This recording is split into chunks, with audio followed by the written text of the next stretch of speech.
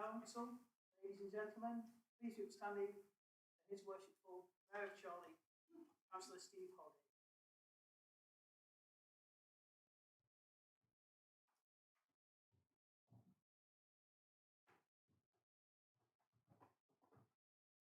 Good evening, councillors. Please be seated. Thank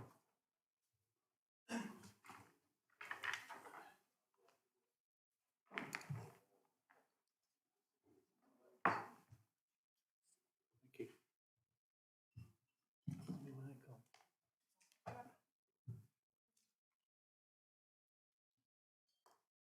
Right, good evening everybody. Please can we confirm that the recording has started?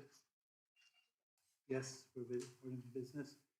Thank you to everybody for attending this meeting of the Council on Tuesday the 28th of September 2021.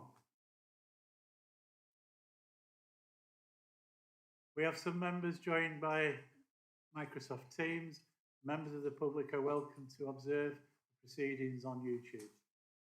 My name is Councillor Steve Holgate and I am the Mayor. Councillor Julia Berry is the Deputy Mayor. Due to the regulations surrounding voting, only those members physically present are able to vote. However, if members at home would like to contribute to the debate, please use the raise hand function on your iPad. We're getting used to the new microphones and technology, but please bear with us. If you would like to speak, please raise your hand and I will invite you to speak. At that point, please turn on your microphone. When you are speaking, please speak towards the microphone so everyone can hear you. If anyone is having difficulties and issues, please let Democratic Services know. Now for some housekeeping. Please can all members respect the COVID measures in place? They are there for everyone's safety. Please ensure any mobile phones are switched off. We are not expecting a fire drill, so if the alarms sound, please exit the way you came in. Democratic Services have left each member a review of contact details form. Please can you all complete it and leave it on the desk at the end of the meeting. Finally, if the technology fails, then I will adjourn the meeting for a few minutes to try and resolve the issue. Or, if that is not possible, a new date and time will be organised.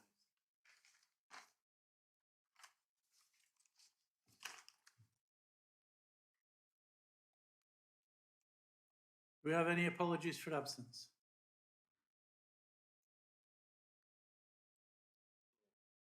I have here on my list Councillor Danny G, Councillor Tommy Gray, Councillor Matthew Lynch, Councillor Zara Khan, and Councillor Jean Sherwood is dialing in on Teams. As is Councillor Gray. As is Councillor Gray, so... Sorry? Right. Do we have any further apologies for absence? Or is that it? If that's it, we'll move on to item 1, which is the minutes of the meeting held on Tuesday the 29th of July 2021 of the Council on your agenda item pages 3 to 10. This item is for decision. Councillor Bradley. Thank you, Mr. Mayor. Can I recommend that the minutes of the meeting held on 20th of July? Councillor Wilson. Seconded, Mr. Mayor. Okay. Councillor Boardman. Quick question. Turn the microphone on, thank you. Basically, agenda page 9, paragraph 21C, Tatton Garden Development. I'd just like to ask Councillor Bradley, in light of the fire on the 26th of this month on Sunday up at the development, could Councillor Bradley just confirm if there's been any impact on project delivery programme and cost? And as a secondary question, could Councillor Bradley please advise if the cause has been identified? I'm not sure if this is an appropriate question. Are we okay with it? Right, okay, carry on, Councillor. For you, Mr. Mayor, I don't believe that is an appropriate question. It's got nothing at all to do with any minutes that we've got on that. So, but as a point of information, I'm happy to answer Mr. Boardman's question, but it's nothing to do with the minutes that are dictated on that I can see. Perhaps you'd like to explain how it is. Of course, thank you, Mr. Mayor. The first paragraph states with regards to a cost increase, that was the request is for a cost increase on those minutes. It's Tatton Garden project. We just want to know if there is going to be a further cost increase due to the fire. It's a perfectly relevant question, Councillor Bradley. It's for information anyway, so you can choose to answer it or not, but I'd just like an answer. Councillor Boardman. I'm a great libertarian, but this is a liberty, perhaps a little bit too far. Councillor Wilson, you wish to speak.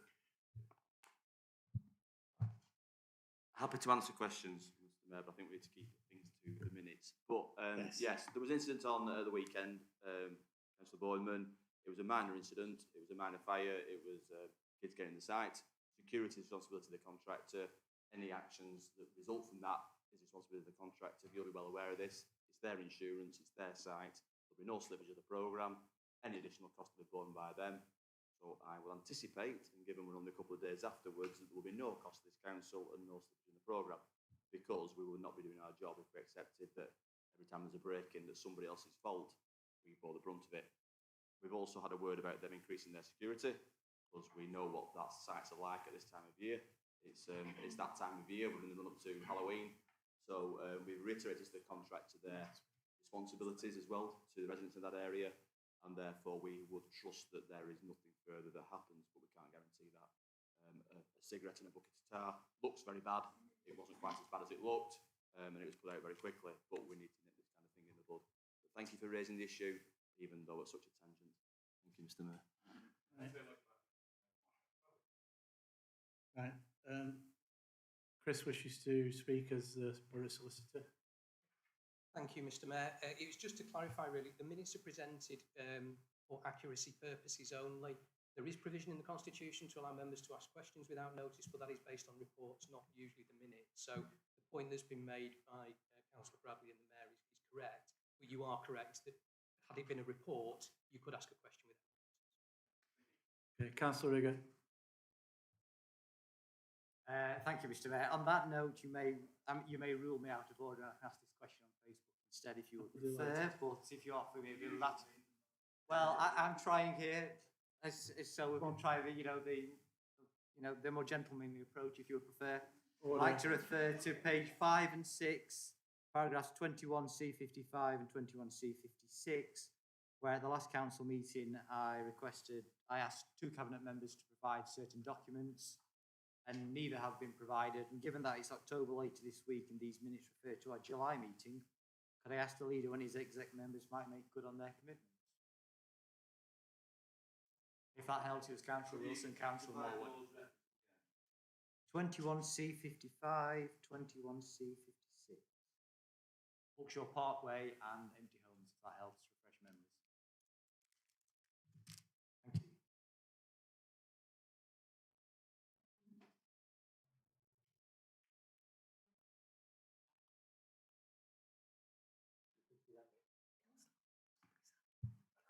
Sorry, Councillor, can I answer on Bookshore Parkway, Mr. Mayor, if that's okay? Mr. Mayor? Sorry, Am I allowed to answer that question? If you see fit.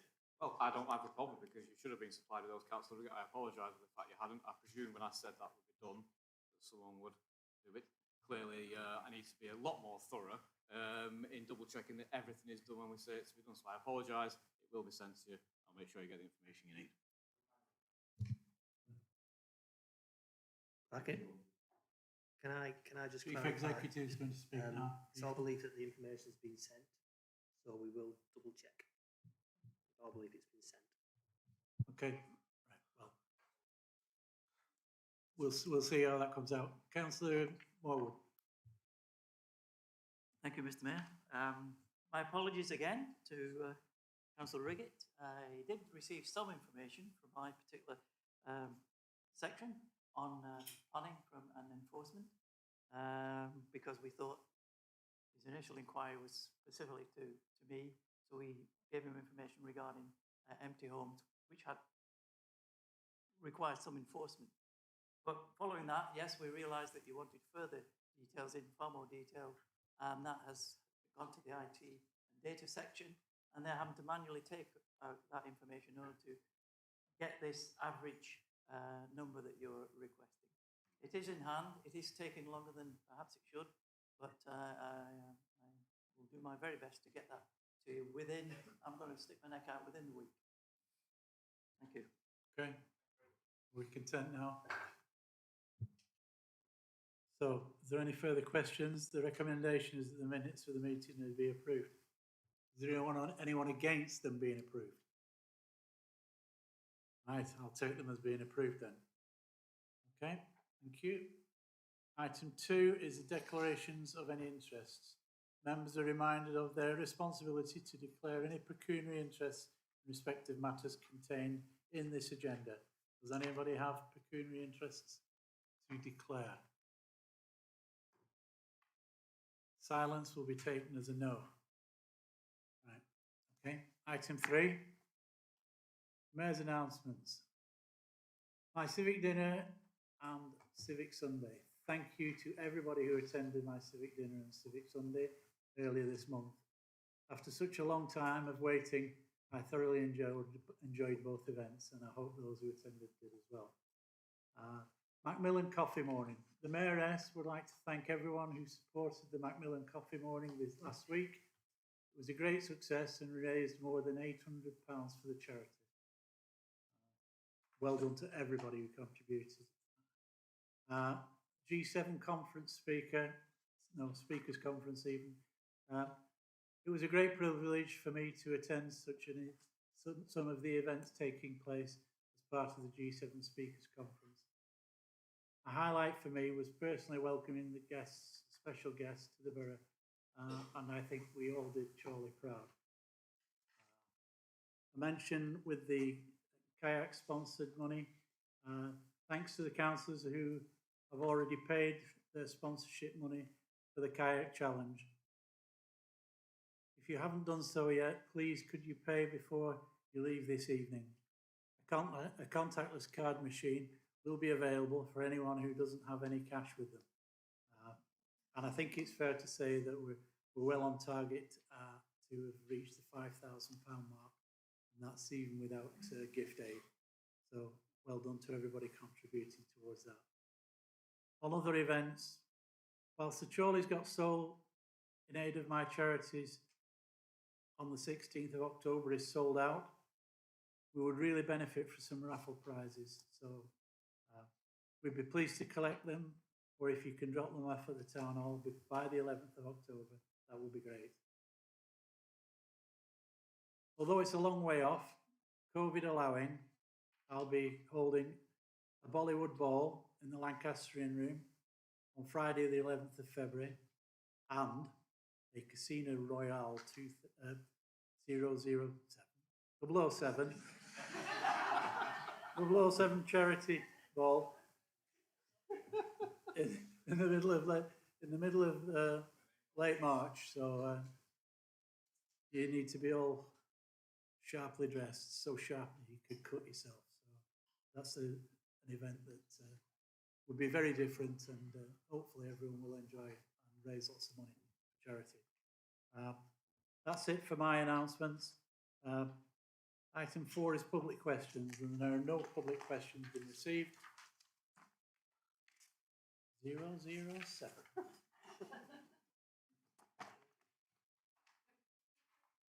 Item 5, Executive Cabinet, pages 11 to 14 on your agenda pack.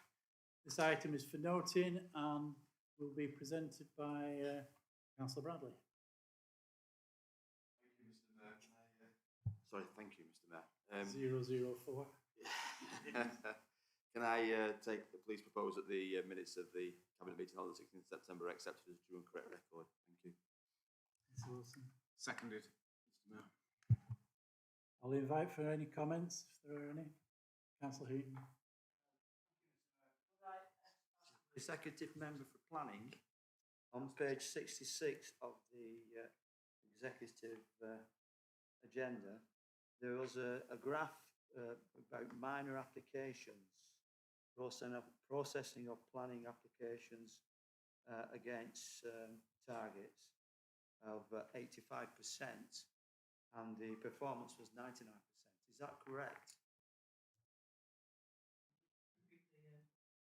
It was page 66 of the executive agenda on planning.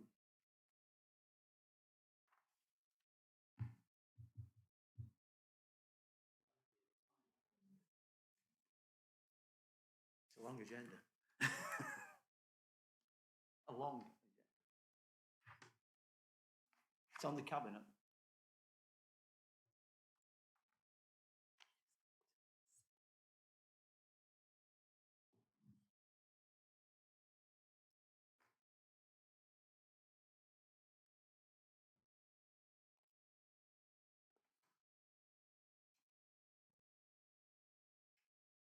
I'll borrow your iPad if I miss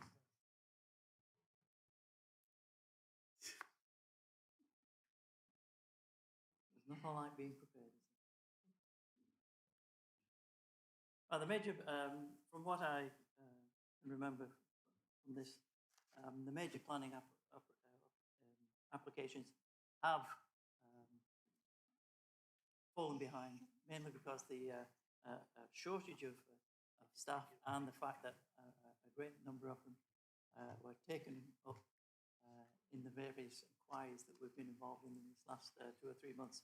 So that side of the thing has taken a dip, and that so those applications will improve subsequently from that. As for the minor applications, they remain at a higher level because because they're minor, it doesn't need those senior members of staff who were involved in major applications to be involved in that. So that. Hang on a minute, Councillor Eden, let him speak. Then you can speak again. Yes, basically, yes, they are the correct figures at this time. Councillor Chapman. Thank you, Mr. Mayor. Just a small point. On a number of instances in the record of the meeting, it suggests that Councillor Peter Wilson presented the reports. My memory is that he wasn't there.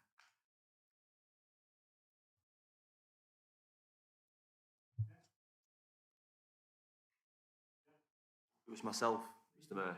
And if I remember correctly, on Councillor Heaton's point, he asked the same question at the Cabinet meeting, and we clarified then it was a very small number. The reason for the major applications number being quite high as a percentage was the very low number of applications it referred to. I think the ones it did refer to were safeguarded sites, which again, I think we mentioned at the time, members were quite grateful we weren't rushing to process quickly because of the complexity of those sites and the public interest in those sites. So I think that question was asked previously, Chair. Content with those responses so far? Yes?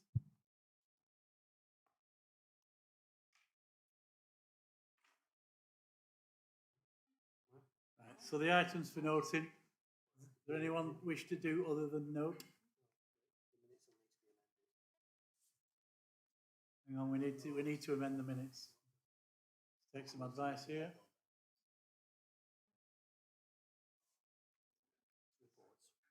The minutes are right, it's the reports. Right, okay. Right, so that item 5 is noted. Move on to item 6, capital budget monitoring report. This is Councillor Wilson presenting this report. Thank you, Mr. Mayor. Very happy to present the report. You see that we, in the capital programme, we, as it says in paragraph, oh, sorry, I've lost my page, Mr. Mayor, in paragraph 3 that we recommended an additional £100,000 at Cabinet, which was approved for the Whittle GP surgery. And then this evening for the council, we seek to approve the £150,000, Mr. Mayor, from reserves for works to upgrade and unify the network, our IT network, to include better access points and improve Wi-Fi is something that I'm sure, Mr. Mayor, that everyone will support. It's a joint project with South Ribble, obviously £150,000 each, so the total programme of £300,000. The report goes on to note the shifts in capital programme, Mr. Mayor, and the position in relation to council's borrowing. I don't need to elaborate on those points, Mr. Mayor, they are matter for record. Seconded by Councillor Bradley. Thank you, Mr. Mayor. Happy to second that report. Okay. We're open for debate now. Yes. Thank you, Mr. Mayor. I note the total amounts of the council's borrowing listed at the bottom of page 19, but I appreciate this only tells part of the story. I'm interested to see if the Deputy Leader knows how much of the public's money he spent and how much he's borrowed. So can you tell us how much more in debt will the council be when they've met the spending commitments for this year? And by then, how much more debt will this administration have added to the historic overall debt that they inherited? Well, to answer the overall question, it's on you just referred to it, Councillor Chapman, it's on paragraph 26 at the very bottom. You can see where the borrowing was. You look at your historic, you look at where we are now, so you can see the direction of travel. You go to the appendices rather, and you go particularly to appendix B. I think it's B if I'm correct sorry, appendix A even, at the very bottom there. You've got the unsupported borrowings. That's the borrowing that we're looking at for this next financial year. And obviously that goes up from £16 million, if my memory serves, to £19 million. So that tells you where we are in relation to borrowing. But just one caveat on that, Councillor Chapman, well, two caveats on that, Councillor Chapman. The first is that when we put the capital programme together, as I'm sure you're aware, we make sure that it stacks up. So the amount of borrowing there is the maximum amount that this council may, emphasis on the word may, need to borrow in order to balance the books there. Now, as you may or may not be aware, because you weren't on the council, Councillor Chapman, Market Walk, for example, when we purchased Market Walk, we stood at this council chamber and said we need £23 million and we're going to borrow that money. Did we borrow £23 million? Nowhere near that. We didn't need to. Rates of borrowing, the rates of lending, etc. It was easy to use our own money. So what you see in the report is is to bridge the gap, not necessarily what will happen. So the numbers are there for you to see. Very, very clear. That's the purpose of the report. Where we'll be, we continue to report on a quarterly basis. Where we'll be next year, who knows? The one thing I can say, though, the final thing I will say, is that you see that the overall borrowing has gone from 63 million to 61 million, not 90 million in one of your disgraceful leaflets you put out at the election.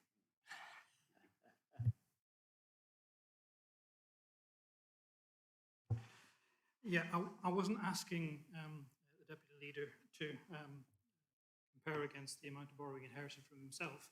I was asking him to compare against the amount of borrowing he inherited from the Conservatives. Oh, fair.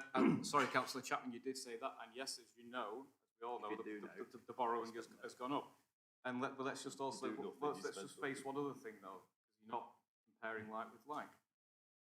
Finance from central governments. Where's that gone since you were in power? When there was a Labour government in power, where's it gone since 2010? You know exactly where it's gone. Financing from central government has gone completely down the drain. In fact, now rate support grant no longer exists. The reality is our funding has been cut by 60% by your government. So what we had to do, bring in extra sources of income. And as I said to you last time, Councillor Chapman, the borrowing we take, the borrowing that we use, is to fund investment projects which have brought not just income into this council, but actually improved our town centre or provided jobs, whether it's through Digital Office Park and other schemes like that. So I am quite happy to stand here and explain why that borrowing is there, the benefits it's brought in terms of jobs, the benefits it's brought in terms of improving our town centre beyond imagination, with a cinema, with Marks and Spencer, with the youth zone, all those things. So let's just be very clear, Mr. Mayor, when we hear this from the opposition about borrowing and the fact that they're against it, it means they're against the youth zone, it means they're against redeveloping the town centre, it means they're against providing jobs at everything that we're doing, and it means they're against everything that we're doing in the future. It's very, very clear. If you're not going to get your money from central government, which your party has cut, if you're not going to then invest the way we have, where do you get your money to do this, Councillor Chapman? And the reality is, same old Tories, let's go back to pre-2012, we do nothing, we don't invest, we leave people on their own, and surely just dies as a town. We're not going to let that happen, and we're going to carry on as the way we are.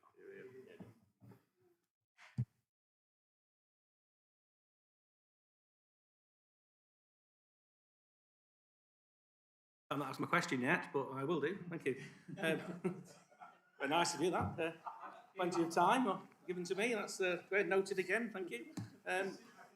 Just like to ask Councillor Wilson to answer the question that I've got and not go off on some spurious tangent, if that's okay, Councillor Wilson. So, at the bottom of the paragraph 26, you mentioned then to the councillors in this chamber that the 61.62 million is a worst case scenario for borrowing. Is that correct, Councillor Wilson? I've got another question, please. Thank you, Mr. Mayor. Absolutely. Well, worst, it's a facility. Yeah, that's the maximum. Absolutely. Second question. Does Councillor Wilson know what the outstanding amount is with the Public Works Loan Board? top of my head, no. I can easily find it and let you know. You had two questions. Well, I'll decide whether you're having another, but go on, last one. Well, I'd just like to tell you, Councillor Wilson, the actual outstanding debt with the Public Works Loan Board is 61,742,000. So your worst case figure is actually reality. At the moment in time, exactly. That's what it is. You can only report where you are now. You can only project where you think you will need to be. So I don't really see the point of what that's being made. As to going off at tangents, you asked about why, about the borrowing. That's the answer as to why we're doing it. Most people understand it. That's why we're still in control after all these years and you're still struggling. Very much. Right. This item is for decision, and the recommendation is to approve the following variations on the programme, which has been included in Appendix B. All those in favour? Anyone against? Any abstentions? Have we got those details? Okay. It's approved, right. I think we've just skinned that one. It's approved. Right. Okay, we'll move on to item 7, which is the Governance Committee. I think this is Councillor Platt. Can I present to the Council the general report of the Governance Committee, which was held on the 28th of July? Okay. And that is seconded by Councillor Khan. Mr. Mayor, I'd like to second that report. Thank you. Right. Does anybody have any questions or queries about this report? If not, it is for noting, so we will take it as noted.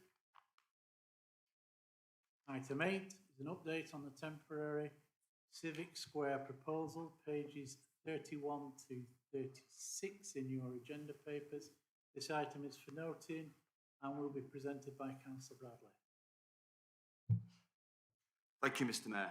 And just as a point of introduction, why this report was put into this council meeting, it didn't really need to be. It was put in at quite late notice, so I'd say apologies, but I think it's always good to debate things and have those debates in public. It follows on from a meeting of the wholly owned company at which Councillor Boardman asked a number of questions of officers, quite rightly, and we, through the course of that meeting, were a bit confused by the budget positions and the spend on the particular parts of, in particular, the Buzz Bingo site across the road being demolished and the area being cleared. Officers after the meeting provided the clarification that Councillor Boardman was after and that I was after that meeting. So, unlike some of my colleagues here, I did my homework after my meeting, and I hope Councillor Boardman was happy with that homework. Very good. What worried me in the course of that meeting, Councillor Boardman raised concerns about the spending of money on car parks and discussion at this council and to air it more widely. And if I just point out, obviously this report's been put together around the specific issue of the bingo hall site, a temporary parking provision, and I'll run members through that site in particular. But I think it does open up a whole discussion, perhaps, and we've seen a flavour of the opposition's views around spending, etc., on where we invest money in the town centre. In the first instance, the summary of this report, I think, and there's a lot of detail in this report as well, says what's happened with the Buzz Bingo site. Obviously, members are aware it's been back to council or cabinet a number of times over the last months. Through COVID, the keys were surrendered to that site. We got the site back at short notice. We'd always had an aspiration to do something with that site, and we've been in discussions for years with the operators of that site about what we did. Obviously, on examination of the building, the state of the building was fairly in a bad way.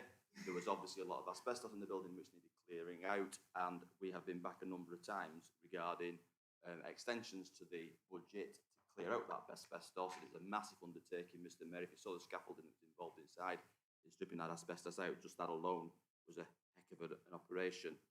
As that work was going through, we also, through the Conservative government and the levelling up funds that it was putting out there to assist town centres around COVID and around the suffering that town centres have suffered generally, there were various schemes launched by the government to put money into town centres, particularly in the north of England, in the, I think they described Mr Mayor as red wall seats.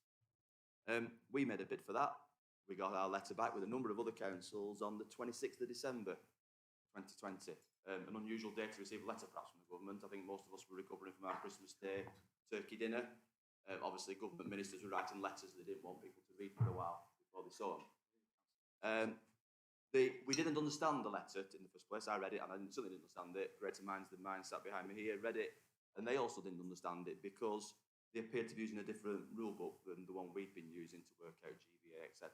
But anyway, that's goalpost shifting is not unusual with the government. We ploughed on, Mr Mayor, with the site. We were getting it ready for redevelopment. We ploughed on to get it ready for redevelopment, and that's what we've been doing over the recent weeks.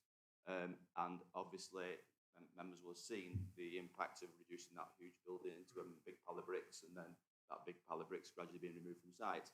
And we have an aspiration, Mr Mayor, to open it up as a temporary car park, pending a couple of things happening.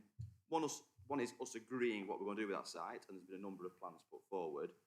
But number two, the government's investing in Chorley, which it has singly failed to do.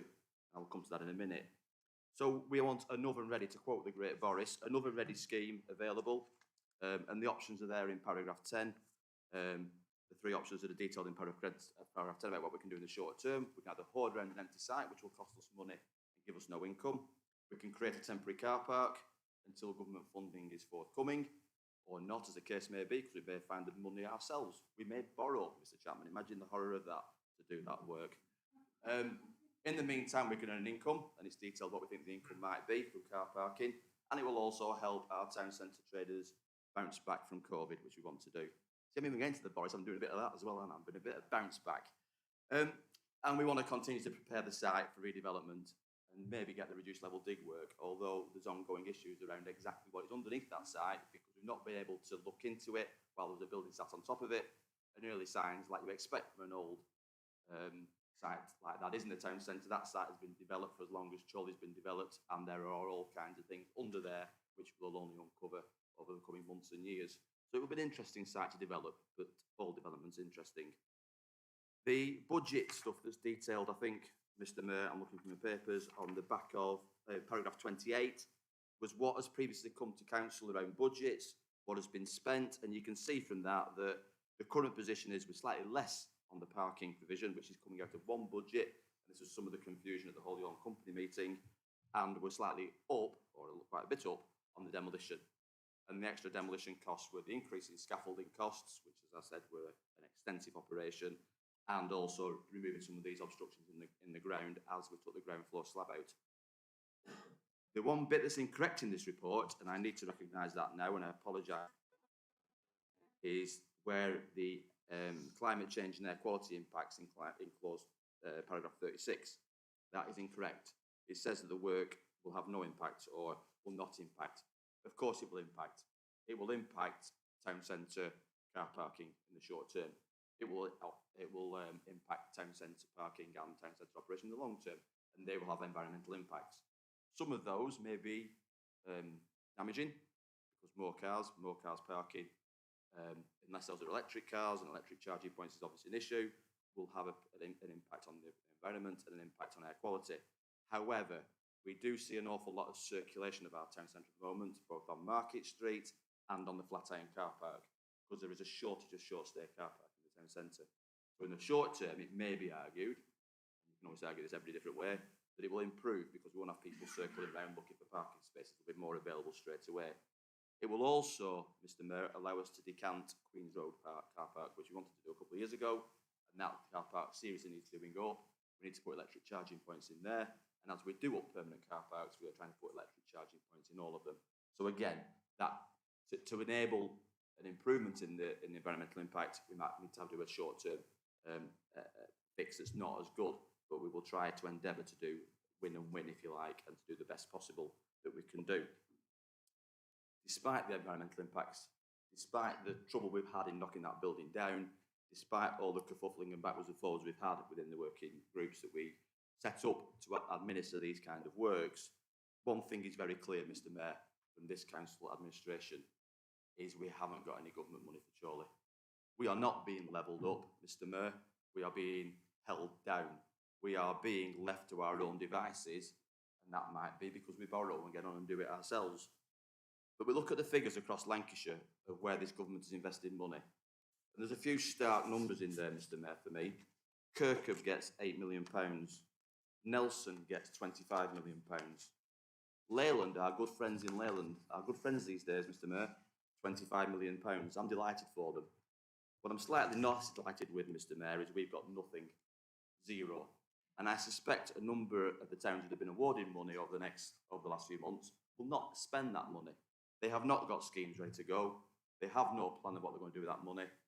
We do, and we've got nothing. We've got zero. And the government has to ask itself, why is it not investing in Chorley? Chorley needs to ask the government, why is it not investing? Why is this government not investing in Chorley? We need to be levelled up, Mr. Mayor, because our residents shouldn't be punished for not having a Conservative MP. That's what I think is happening here, Mr. Mayor. I think money is being distributed on a political basis. And therefore, the government needs to take account of that and put its money where its mouth is and invest in areas that perhaps don't always do what they're told, perhaps don't always dance to their tune, but do always deliver for their residents and do always produce a return for their residents commercially, economically. And Mr. Mayor, Chorley quoted market traders saying they welcomed parking in that area. They welcome that development coming forward as parking. They want to see it permanent. That's a discussion to be had. It's very, as the members opposite will be well aware, it's very odd that we're alongside the market traders in particular of saying what's best for Chorley and delivering what's best for Chorley. So I'm interested to know quite where members opposite are on this position, but our administration is very clear. We will do what's best. There's difficult decisions to be taken. We will do it, and it'll be occasionally good to get some support from the government nationally to do that. Thank you, Mr. Mayor. Yeah, happy to second that, Mr. Mayor. Now's an opportunity to come back and tell us which friends in government you're going to speak to about levelling us up. I'll try not to be political. Bradley, there was so much there I'd love to come back on, but I don't think we've got the time, in all honesty. Our position is very simple, as you well know. We are not opposed to car parking in this town centre and never have been opposed to it at all. What we asked in the wholly owned company, and if you remember what my question was, do we have a requirement for additional parking? That was a very simple question, which I've answered in about 10 minutes worth of other discussion. But that's what I wanted to get to. Do we have a requirement? Because if we put a requirement for additional car parking, Councillor Bradley and Mr. Mayor, then we have no problem supporting that whatsoever. It's £142,000 of expenditure to tarmac over a large area for a temporary period of time. Again, we've no issue with that. One question I have for you, though, is the temporary period of time. We don't know whether that is going to be 6 months until government funding comes through, if we are successful, or 5 years. As you quoted Boris Johnson in his oven-ready scheme, his oven-ready scheme hasn't come forward yet, has it? In all honesty, and how long's that been? So I'm concerned that we spend that money, and it's actually for a very short period of time. Because if this council goes about its duties as it does, and goes and gets funding as it does, it won't be for very long. So I'm concerned that 142,000 will be spent, and then will be dug up again. So that's my biggest concern. Back to the requirement. All we ask for is some stats and some figures. That's all we ask for. And I'm really glad, Councillor Bradley, you brought it back to this council just to debate, and I'm also glad that it's down for noting. We can't vote against it because you're getting the money from the public board money. Two things I'd like to ask. Please don't come back to this council and ask for an extra 150,000 for the public realm purse when we're short, if that's okay. So just for note that one. Thanks very much. And also, if you are going to tarmac this area of the town centre, can you please make sure it's for a longer period than 12 months. We have no issue doing the works, but we'd just like to see some notification why it's actually required. We were told in wholly owned company that the busiest days were Tuesdays and Saturdays. Tuesday today we did a quick walk around the car parks. There is plenty of space on our car parks. If we're going to take one of those car parks out to do repair works, add electric car charging points, so be it. But we'd like to see that down in documentation, not just an idea to be done. Okay. So that's all I've got to say on that matter. Thank you, Mr. Mayor. Perestroika. Councillor Riggett. Oh, sorry. You want to come back? Okay, Councillor Riggett. Thank you, Mr. Mayor. I'm very grateful for the leader's clarification on the climate change and air quality statement. It's almost as if the question I raised with Officer made his way to his ear, but that's just pure coincidence, pure wonderful. I'm sure Councillor Clifford is very glad of that statement, otherwise he could be answering an awkward question or two. But I suppose in response to your recent comments, has Chorley submitted its levelling up bid yet to the government?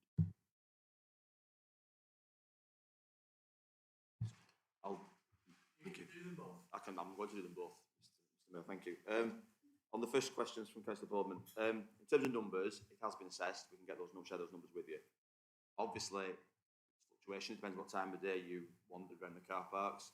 Our officers always, and I think the traders always say that there's a short stay parking in the town centre. And as workers come back into the town centre, we're also seeing that impact on the longer stay car parks as well. And it's about getting the right parking in the right area. I personally asked questions and challenged the decision, potentially the decision about would this just move parking from one car park to another, i.e. the Friday Street car park, the deck car park we've done there. I was reassured it wasn't, but I was shown the numbers that suggest that it isn't because it's a different kind of parking. What it probably will help to do is alleviate some of the backlogs on the flat iron in particular. And just in terms of the town centre, last Tuesday we were seriously short of car parking, and we're going to discuss the G7 and whether that was an impact on that. We'll discuss that later under that item after your question on that. In terms of guaranteeing that will be down for 12 months, if the government came and gave us £25 million tomorrow, like they have done with some of our neighbours, I think £142,000 a term would look very cheap. And therefore, I am not going to give away £25 million for the sake of 142 for a commitment I've given to yourself. We are putting down a surface that will last for a number of years because I think that's how long it will take. Because even once we get the funding, it has to be worked up, pre-contracts, all that. It's going to be at least 12 or 18 months. So in reality, it's going to be at least that period.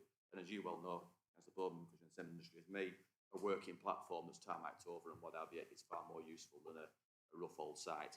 Although it will have to be all dug up at some point because of what is under there will have to come out at some point. And we're not looking forward to that really because there is a lot of investigation work to be done. We're doing as much of that now before we seal it, but we all know that stoned up car parks for pedestrians don't work. They're not great for people with disabilities, great for us being able to charge the parking on it. They just don't work really, unless you're a carriageway operator from Manchester, to be quite honest with you. On the other issue, Councillor Riggott, around our levelling up bid, unfortunately, because of the category we're in, we're waiting and seeing what others do and where they go right or wrong. So we are building one up. We have a number of ideas which are being worked up. We're looking to see how it goes. We weren't put in the first tranche. We weren't even in the second tranche, I don't think. I think we're in the next one to come. And we are looking at working jointly, as you're aware, we've had this conversation with you, around across Lancashire, so we're not duplicating what others are doing. So we are seeing who goes in the first tranche, what they do, and trying to support them. And again, some of the stuff that's going on in Lancashire at the minute is working together. So we're not competing with each other, we're working collaboratively to try and get the right resources in, and we will continue to do that.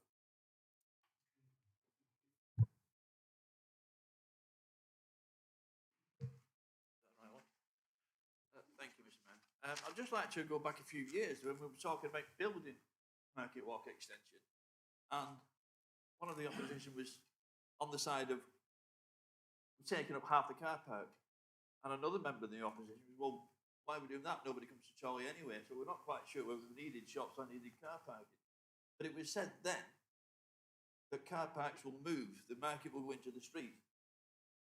All we've heard tonight is that a car park, it's not just a car park, it's a multi-use area. We can put the Christmas fair on there. We can put the market back on there.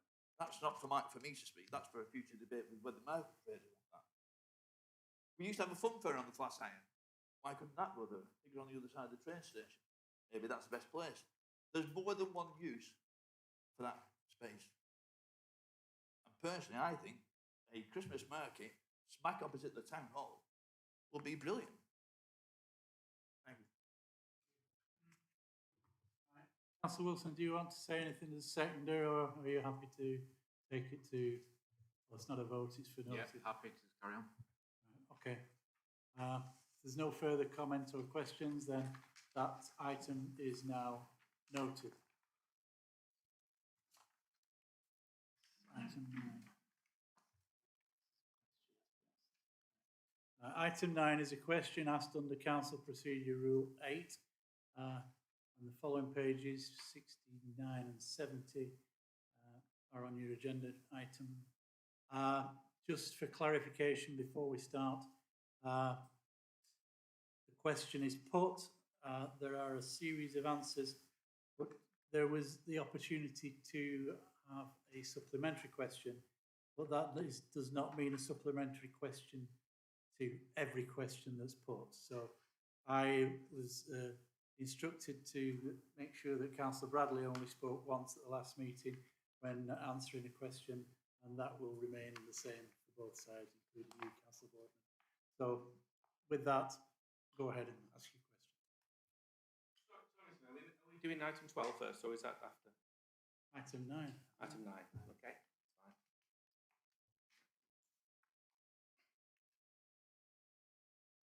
On my to follow, Mr. Mayor, just 1 second. Well, my item 8 follows item 9, so I don't know where item 12 is. My agenda's in a different order. I work with that one, right? Okay, I'm going to read this verbatim, so no criticism over the spelling mistakes, please. On behalf of the Conservation Group, Conservative Group of Councillors, we would like to thank our MP and Speaker, Sir Lindsay Hoyle, for hosting the G7 Speakers Conference here in Chorley. It was a pleasure to see the speakers and guests from a wider international community enjoying many of the sights, experiences, products and people our diverse Lancashire town has to offer. The event appeared to be a great success, showcasing the very best of Chorley and Lancashire. We would, however, like to ask Councillor Wilson to clarify any costs and expenses were borne by Chorley Council, what these costs are, and if the Speaker's Office is to reimburse the Council for these in due course. Just a point of order, Councillor, Mr. Mayor. It is brought under procedure item 8, so is it for debate or discussion, or no debate and no discussion?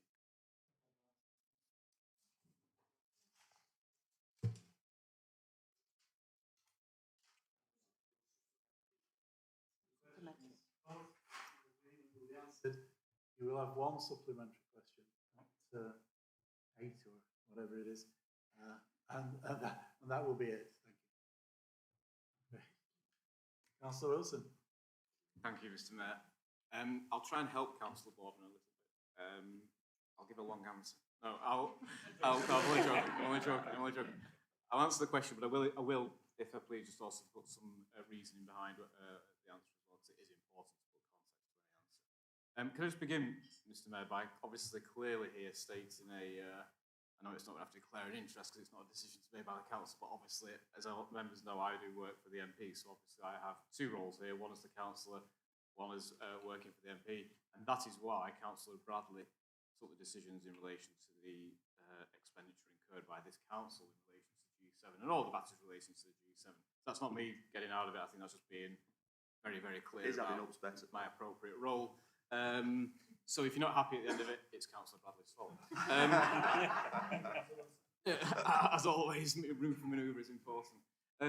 So just to come directly to your question, first of all, Councillor Boardman, 3 elements to the cost. The actual final cost is not known yet, but we will come to that. But what is known is we've got £5,000 for the overtime of street scene and Astley Hall staff in preparation to the event. We've got £3,500 for the signs, the Checkout Chorley campaign, but they're reusable signs, obviously, so that's not a one-off hit. That is obviously just to be used in the future. And then the biggest cost so far, and this hasn't been finalised actually, is potentially up to £10,000 for the compensation for Cafe Ambio and for Barrica Wines, of course, because not only were they closed just on the day, they were closed 2 days before that. Obviously, the hall and the park was a secure site, so that they weren't trading. So that comes to a total, as you can very quickly work out, £26,000, Councillor Boardman. The reason, obviously, I'll let Councillor Bradley probably answer your supplementary. Very, very clearly, we think that was an absolutely fantastic event to host a international G7 conference. It'll probably never happen again. Certainly never happened before. The publicity that brought was immense, not just regional, national, but even international. In addition to that, we have something very, very special, which I'd encourage every member to go and see, and every member of the public to go and see, which is the Parliament's exhibition in the Art Gallery at the Coach House now for the next 5 weeks. And when you look at the cost of exhibitions, even a basic exhibition to be brought up from London would cost somewhere in the region of £20,000 to £30,000 from an art gallery. This collection isn't exhibited across the country. It's a one-off, so the value of that I think is even more than perhaps what your basic would be. So in basic rough terms, in terms of what we've spent and what we've got back, I think the benefits significantly outweigh the costs. But as I say, Councillor Warden, ultimately, Councillor Bradley signed that one off, so no doubt he will answer your supplementary.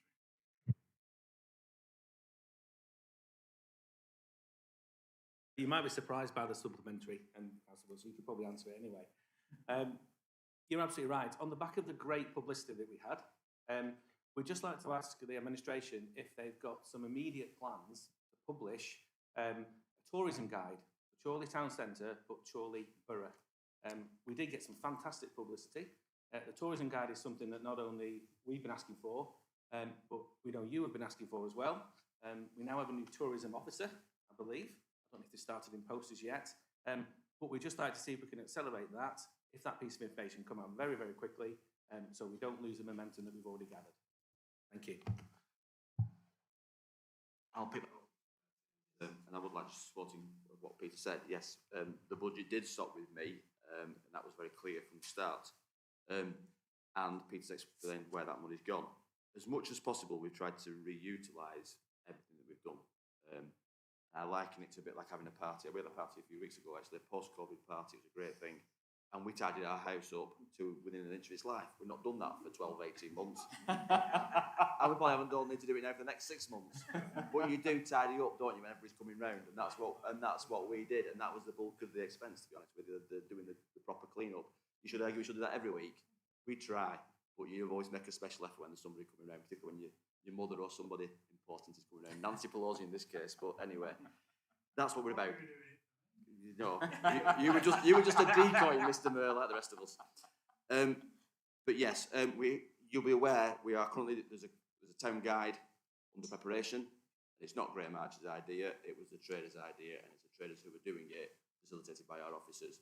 There is a town guide then at part 2. This is an interim point to then be like an extended town guide. And as part of the COVID reopening, we've discussed with the various trader groups and the various trading areas in the town centre and in the service centres about doing leaflets and guides for each area to put on the back of that. That will all be rolled up into a wider guide, whether that's an online guide or a paper guide, and probably both in different circumstances, to be utilised over the coming months. Andrew Daniels is dialing in, so I can see his picture opposite me. He's on with that, his team is on with that, but they are doing it with the traders because we want to utilise what the traders want to do to make the most money, if you like, on the back of the G7. And I do think, like you said in your question, it was a great chance for people to showcase what they do. Cuckoo Gin were at one of the do's. They were very well received by all the international people, and I'm sure their orders have increased as a result of that. The exposure was great for businesses like that, and other businesses are involved as well. And therefore, the more we can trade on the back of that, the better. We have a business event coming up in November, and again, we're trying to link some of that to what happened then. And also, we're trying to link some of the stuff we're doing on the environmental team, which I think some members sat in on the other day, around the COP conference that's coming up, to build into that as well, so we can start to build all these linkages. Again, it's raising Chorley's profile. We're all about doing that. The final bill we will share with you when we get it. A lot of it was officer time and particularly street scene time and the closing down Gambio and Breaker. But we have to look at, we could have spent, and we have spent previously tens of, if not hundreds of thousands of pounds on advertising, which will not be as good as that advertising we got. And therefore, Chorley in the sunshine, the rejuvenated Astley Hall, with Chorley folk performing for the cameras, saying how great it is. And a number of them have said afterwards, did you see me on telly? I was there in the park talking about it. That's what you need, and particularly the small children as well. You know, they're still talking about it now. I'm quite surprised personally how much impact it had. We need to make the most of that, and you're quite right. Thank you, Mr. Mitchell.